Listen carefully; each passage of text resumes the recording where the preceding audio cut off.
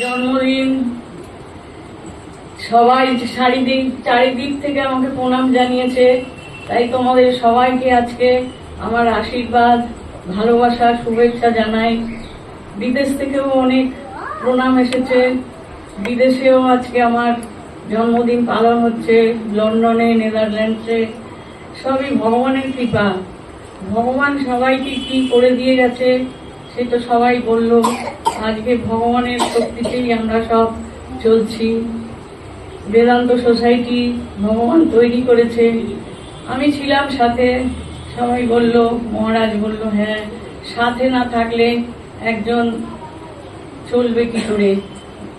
যে ঝড় ঝঞ্ঝা, যে অনেক কিছু সামলে ভগবানকে প্রতিকূলতার মধ্যে দিয়ে চলতে হয়েছে, তাই পেছনে আমাকে তো থাকতেই হয়েছে। ভগবান সব সময় সবাইকে নিয়ে, মানুষকে নিয়ে চলেছে, কিন্তু তার মানুষকে নিয়ে চলেছে, তার খাওয়া পড়া শোয়া কোনো দিকেই কোনো হুঁশ ছিল না। সেই জন্যই আমাকে সব তাকে দেখতে হয়েছে।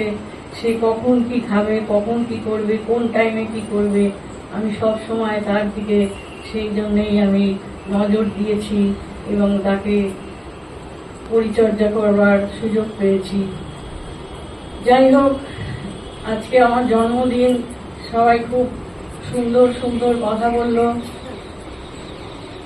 ভগবানকে যে যা দেখেছে সেইভাবেই সবাই আজকে পরিবেশন করল।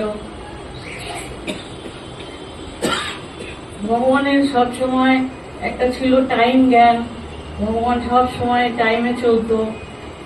সুতরাং যত কিছুই হোক, যত ঝড় ঝঞ্ঝাই হোক, টাইমে তার খাওয়া, দুপুরে 1টার সময়, রাত্রিরে 9টার সময়, মানে সব সময় একটা টাইমে চলত।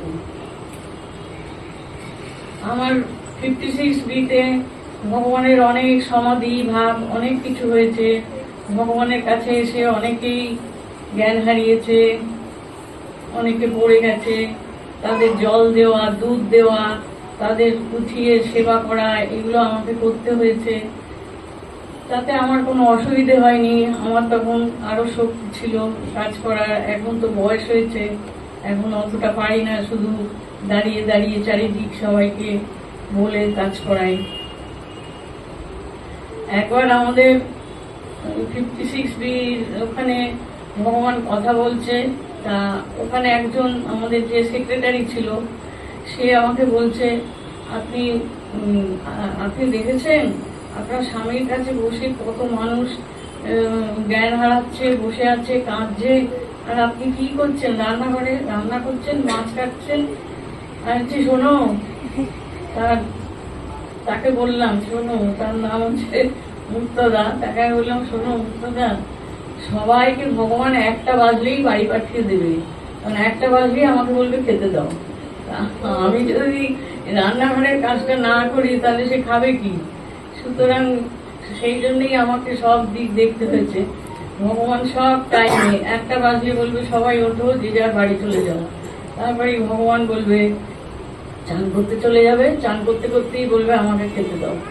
মানে এইরকমই তার সব জায়গায় তারও একটা নিষ্ঠা ছিল, টাইম জ্ঞান ছিল। কোনো জায়গায় যাওয়ার প্রোগ্রাম থাকলে, একবার একটা আশ্রমে ভগবানের প্রথম জন্মদিন হবে পাহাড়ে, সে ভগবান গেলই না, টাইমে ঠিক মতো গাড়ি আসেনি বলে ভগবান গেলই না। ভগবান বলল, তোমরা গুরুমাকে নিয়ে যাও। সময়ের জ্ঞান ভীষণ ছিল, তাই আমাকেও সেই জন্য সেইভাবে চলতে হয়েছে। আর আমি ঈশ্বরকে ভালোবেসেছি বলেই এই কাজগুলো করেছি। আমি ছোটবেলা থেকেই ঈশ্বরকে ভালোবেসেছি। কোনো টাকা পয়সা, জিনিসপত্র, কোনো কিছুর প্রতি আমার কোনো মোহ ছিলই না। জানে মহারাজ, জানে মহারাজ, সব আমাকে ছোট থেকে দেখেছে, 40 বছর ধরে দেখছে। সুতরাং আমার কোনো কিছুরই মোহ ছিল না। আমি ঈশ্বরকে ভালোবেসেছি বলেই ঈশ্বর আমার সাথে সাথে এসেছে, সাথে সাথে থেকেছে এবং এখনো আছে। সেই ভগবানের কৃপা আমরা এখনো পাচ্ছি, সবাই পাচ্ছে ভগবানের কৃপা। তাই ভগবান আমাদের সাথে আছে এবং তাকে নিয়ে আমরা চলবো। বেদান্ত সোসাইটি আরো বেশি দৃঢ় হবে, আরো চারিদিকে প্রচার হবে, ভগবান অনেকবার ভেবেছিল বেদান্ত সোসাইটি রাখতে পারবো না, কিন্তু সেই শক্তিতে, সেই মায়ের শক্তি, গুরু শক্তি, ভগবান তো গুরুদেবকে প্রচন্ড ভালোবাসতো, গুরু শক্তির কৃপায় ভগবান আজকে এই বেদান্ত সোসাইটি এত বছর ধরে, কত বছর, 40-42 বছর ধরে বেদান্ত সোসাইটি চলছে। এবং এখন দেশে দেশে হচ্ছে, কোথায় London, America, Netherland, Indonesia, Barcelona, সব জায়গায় ভগবানের আশ্রম হয়েছে, ভগবানের সব জায়গায় প্রচার হয়েছে।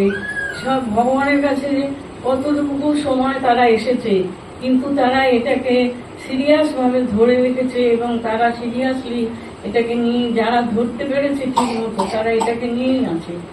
আজকে আমাকেও এক জায়গায় লন্ডনে আমার ফটো নিয়ে গিয়ে তারা পুজো করছে, সবই তার কৃপায়। সেই ভগবান আমাকেও কি তৈরি করে গেছে সেটা সবাই দেখতে পাচ্ছে, বুঝতে পারছে।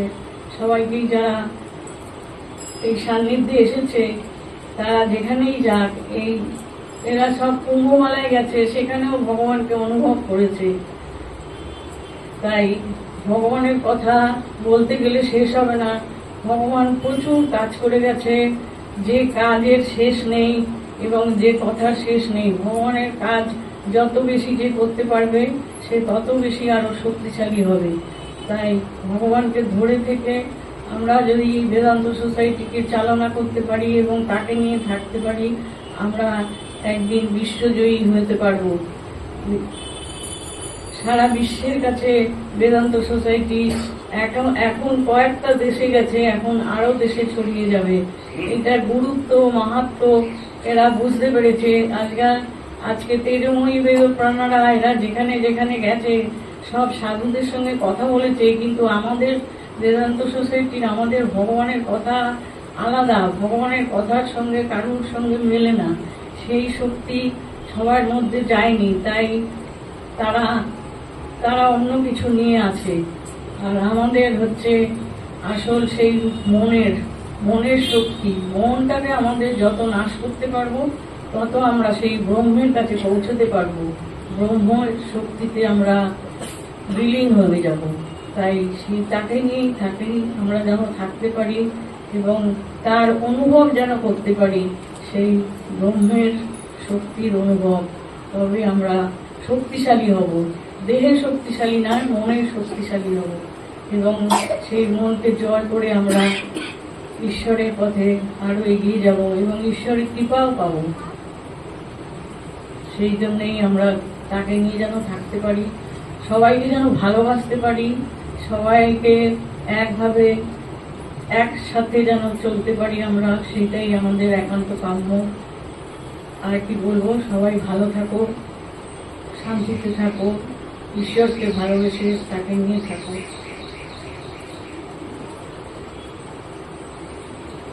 ব্রহ্মের কাছে মিলন হলে তবেই আমরা সেই শক্তির অনুভব করতে পারবো।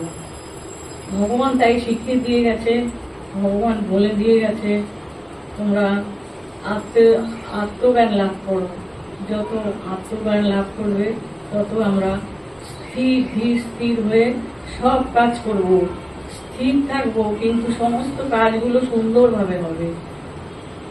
তাই আমরা যত স্থির থাকতে পারবো, চঞ্চল হলে হবে না, সেই যত স্থির থাকতে পারবো তত আমরা এই বেদান্ত সোসাইটি বলো, ভগবানের কাজ, ঈশ্বরের কাজ আমরা নিখুঁত ভাবে সবকিছু করতে পারবো।